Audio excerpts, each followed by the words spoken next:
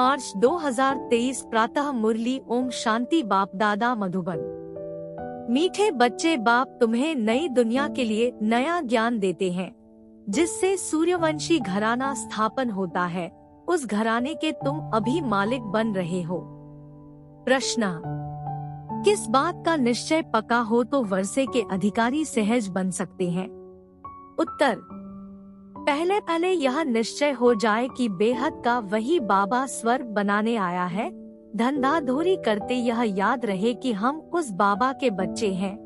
हम स्वर्ग के मालिक बनेंगे तो अपार खुशी रहेगी और सहज ही वर्षे के अधिकारी बन जाएंगे। पक्के निश्चय वाले को अपार खुशी का पारा चढ़ा रहता है। अगर खुशी नहीं होती तो समझना चाहिए कि मुझे पाई पैसे का भी निश्चय नहीं है। गीत।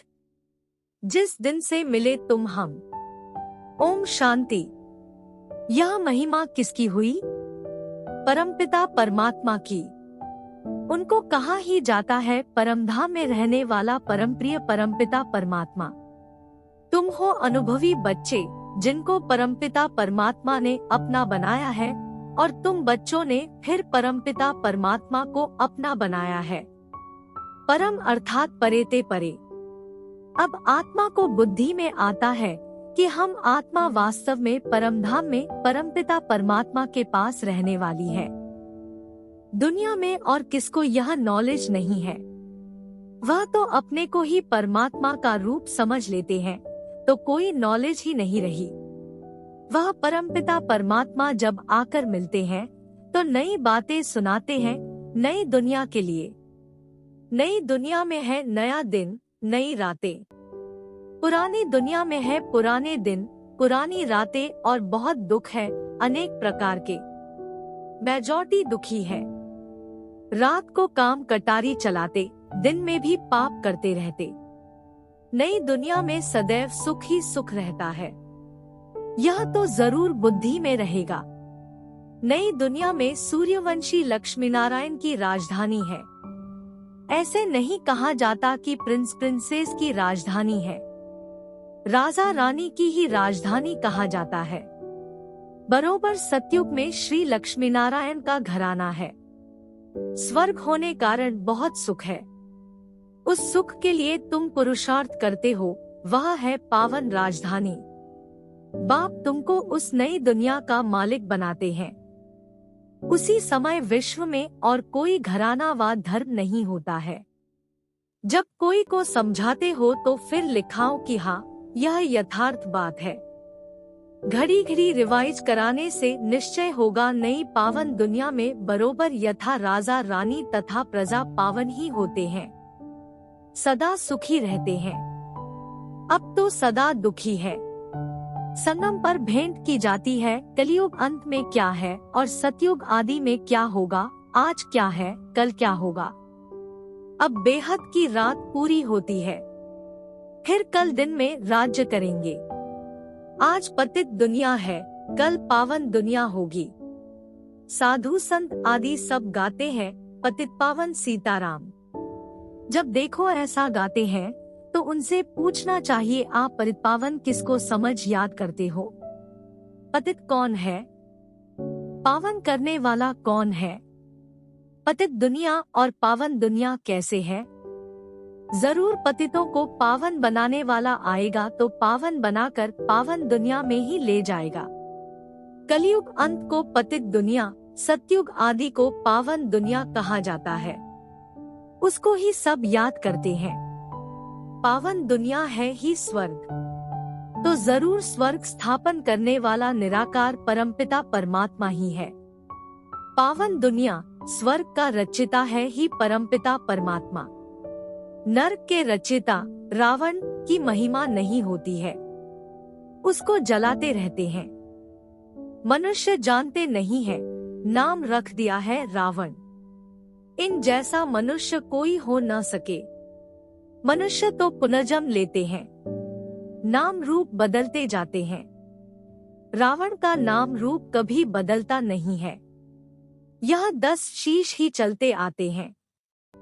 दिन प्रतिदिन फुट आधा लंबा ही बनाते जाते, क्योंकि रावण अब बड़ा होता जाता है। तमोप्रधान हो गया है और उनको जलाते ही आते हैं। अभी तुम समझते हो पतित कौन बनाता है? इन 5 विकारों को ही रावण कहा जाता है। यही दुख देते हैं, पतित बनाते हैं। तो इन विकारों को छोड़ना चाहिए ना। साधु संत आदि बहुत करके यह विकार ही दान में लेते हैं। कहते हैं, अच्छा झूठ बोलना हमको दे दो।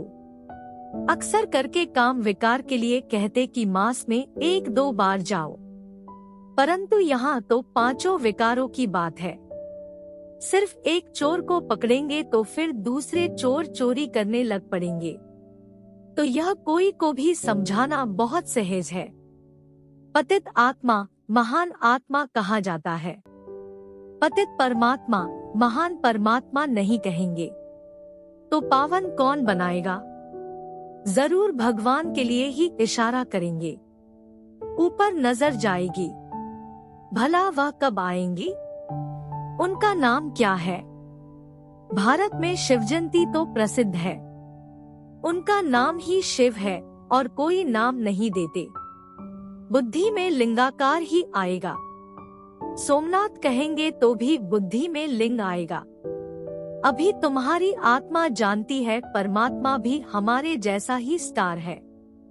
यह जो सितारे हैं उनको नक्षत्र देवता भी कहते हैं। नक्षत्र भगवान नहीं, तुम नक्षत्र सितारे हो। तुमको भगवान नहीं कहेंगे तो परमात्मा है बिंदु। परंतु पूजा कैसे करें? तो भक्ति मार्ग वालों ने लिंग रूप बना दिया है। इतनी बड़ी चीज है नहीं। आत्मा तो छोटी बड़ी होती नहीं, तो उनको बड़ा बनाना भी रांग हो जाता है। कोई मनुष्य को परमात्मा का यथार्थ ज्ञान है नहीं। यह बड़ी महीन बातें हैं। कहते हैं एकदम बिंदी है, उनको याद कैसे करें? अरे आत्मा को अपने बाप को याद करना तो बहुत सहज है। सिर्फ बाप की महिमा न्यारी है। आत्मा तो एक जैसी ही है। आत्मा में ही अच्छे व बुरे, ऊंच नीच के संस्कार है। आत्मा में ही नॉलेज है। आत्मा कितनी छोटी है। मनुष्य गरीब अथवा साहूकार बनते हैं, वह भी आत्मा के संस्कार अनुसार। अभी तुम बच्चों की बुद्धि में यह सारा ज्ञान है। मनुष्य परमात्मा को नहीं जानते, इस कारण आत्मा का भी ज्ञान नहीं है। उल्टा ईश्वर को सर्वव्यापी समझ लिया है। आत्मा ही यह सारा धारण करती है। आत्मा ही एक शरीर छोड़ दूसरा लेती है संस्कारों अनुसार। यह आत्मा बात करती है। मनुष्य अपने को मनुष्य समझ बात करते हैं। यहाँ अपने को आत्मा समझने की प्रैक्टिस करनी पड़ती है। हम आत्माओं को परमपिता परमात्मा पढ़ाते हैं। मनुष्य तो कह देते आत्मा निर्लेप है। अगर निर्लेप है तो फिर संस्कार किसमें भरते हैं? बहुत मूंझे हुए हैं। नई दुनिया के लिए नया ज्ञान बाप को ही देना है। पुरानी दुनिया में रहने वाले मनुष्य दे नहीं सकते, तो बाप को जानना चाहिए ना। भक्तों को भगवान से वर्षा लेना है। भक्ति भी चली आती है। थिक्कर भित्तर में परमात्मा को ढूंढते रहते हैं। समझते हैं सब परमात्मा के रूप हैं। वास्तव में है सब भाई भाई। लक्ष्मी नारायण से लेकर जो भी मनुष्य मात्र है, सब भाई भाई है अथवा भाई बहन है, क्योंकि प्रजापिता ब्रह्मा की औलाद है। अगर शिव की औलाद कहें तो वह निराकार आत्माएं हैं। ब्रह्मा के बच्चे बहन भाई जिस्मानी हो जाते, परंतु फिर गृहस्थ व्यवहार में आने से भाई बहन का भान भूल जाते हैं। अगर वह ज्ञान रहे तो फिर विकार में भी न जाएं। अभी फिर बाप समझाते हैं तुम विकार में न जाओ। तुम एक बाप के बच्चे भाई बहन हो। अभी ब्रह्मा सामने बैठे हैं, तुम उनके बच्चे बी के हो। यह युक्ति है गृहस्थ व्यवहार में रहते पवित्र बनने की। जनक का भी मिसाल है ना। पहले सिर्फ एक एक बात का निश्चय हो जाए कि बाप आया हुआ है स्वर्ग बनाने। बस यह तीर लग जाए तो झट बाप का बन जाए। बाप कहते हैं, तुम हमारा बन जाओ तो हम तुमको स्वर्ग का मालिक बनाएंगे। निश्चय है कि यह वही बेहद का बाप है। हम वर्षा जरूर लेंगे। मन मना भव मध्याजी भव, कितनी सहज बात है। धंधाधोरी करते बुद्धि में यह स्मृति रहे कि हम बाबा के बच्चे हैं। हम स्वर्ग के मालिक बनेंगे तो यह खुशी रहेगी। यह 84 जन्मों का चक्र है। 84 जन्म सिर्फ सूर्यवंशी देवी देवताओं का ही है। तुम जानते हो हम स्वदर्शन चक्रधारी हैं। सिर्फ चक्र कहने से जन्म सिद्ध नहीं होते, इसलिए कहना है कि हम 84 जन्मों को जानने वाले स्वदर्शन चक्रधारी हैं। तो बाप भी याद आएगा, 5 युग भी याद आएंगे। अब फिर जाता हूँ स्वर्ग में। हमारे 84 जन्म पूरे हुए। बुद्धि में चक्र फिरता रहे और शरीर निर्वाह अर्थ काम भी करता रहे। बाबा ने कहा है, स्वदर्शन चक्र का ज्ञान मेरे भक्तों को देना। उनको समझाने से झट यह निश्चय होगा बरोबर हम 84 जन्म लेते हैं। 84 जन्म न लेने वाला होगा तो उनको धारणा ही नहीं होगी। 84 जन्मों का अर्थ ही है पहले पहले हम सूर्यवंशी में आएंगे। थोड़ा भी कोई सुनकर जाएगा तो स्वर्ग में जरूर आएगा, परंतु 84 जन्म नहीं लेंगे, देरी से भी आ सकते हैं। उनके फिर 84 जन्म थोड़े ही होंगे। यह ज्ञान की कितनी महीन बातें हैं, कितना हिसाब किताब है। फिर भी बाप कहते हैं, अच्छा अगर इतना गुह्य राज नहीं समझते हो तो भला बाप का बन वर्षा तो लो। हम शिव बाबा के बच्चे हैं। वह स्वर्ग का रचिता है। यह नशा रहना चाहिए, परंतु माया ठहरने नहीं देती है।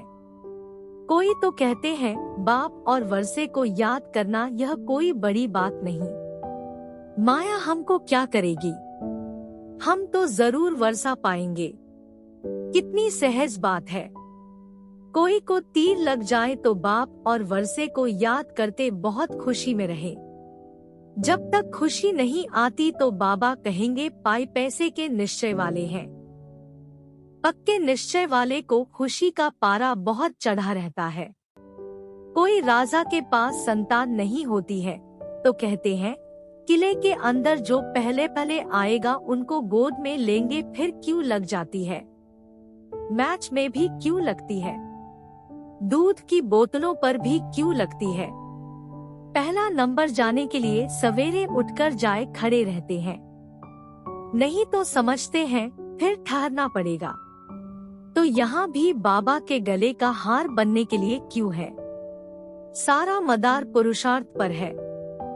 बाप को याद करना यह बुद्धि की दौड़ है। बाकी काम आदि भल करते रहो। आत्मा की दिल यार दे, हथकार दे। आशिक माशूक एक जगह बैठ थोड़े ही जाते हैं। कामकाज आदि सब कुछ करते बुद्धि उनके तरफ रहती है।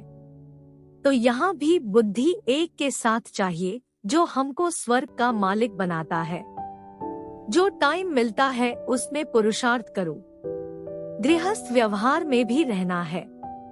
यह कोई कर्म संन्यास नहीं है, शरीर निर्वाह तो करना ही है। बाप अब ब्रह्मा तन में आकर कहते हैं, मैं तुम्हारा बाप हूँ, हम तुमको स्वर्ग का मालिक बनाता हूँ। तुम हमको अपना नहीं बनाएंगे।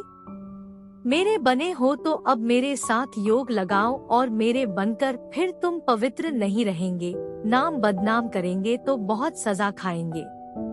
सद्गुरु के निंदक स्वर्ग के द्वार जा नहीं सकेंगे। अच्छा बाप दादा माता पिता जिससे स्वर्ग के सदा सुख का वर्षा लेते हो, स्वदर्शन चक्रधारी बन राज्य भाग्य लेते हो, ऐसे बाप दादा का सिकीलदे बच्चों को याद प्यार और गुड मॉर्निंग। रूहानी बाप की रूहानी बच्चों को नमस्ते। धारणा के लिए मुख्य सार। 1. बाप के गले का हार बनने के लिए बुद्धि की दौड़ लगानी है। याद की यात्रा में रेस करनी है। 2. शरीर निर्वाह अर्थ कर्म करते स्वदर्शन चक्र फिराना है। कभी भी सद्गुरु का निंदक नहीं बनना है। नाम बदनाम करने वाला कर्म नहीं करना है। वरदान, अपने बचे हुए तनमंधन को ईश्वरीय कार्य में लगाकर जमा करने वाले सदा सहयोगी भव। यादगार में जो गोवर्धन पर्वत को उठाने में हर एक की अंगुली दिखाई है, यह आपके सहयोग की निशानी है। चित्र में बाप का साथ भी दिखाते हैं तो सेवा भी दिखाते हैं। अभी आप बच्चे बाप दादा के सहयोगी बने हो तब यादगार बना है। भक्ति में तो तनमंधन जो कुछ लगाया उसमें 99% गवा दिया। बाकी जो 1% बचा है उसे अब सच्ची दिल से ईश्वरीय कार्य में लगाओ तो फिर से पदम गुणा जमा हो जाएगा। स्लोगन, जो निर्माण बनते हैं उन्हें स्वतः सर्व का मान प्राप्त होता है। कृपया आज की मुरली पर लाइक, कमेंट और चैनल को सब्सक्राइब जरूर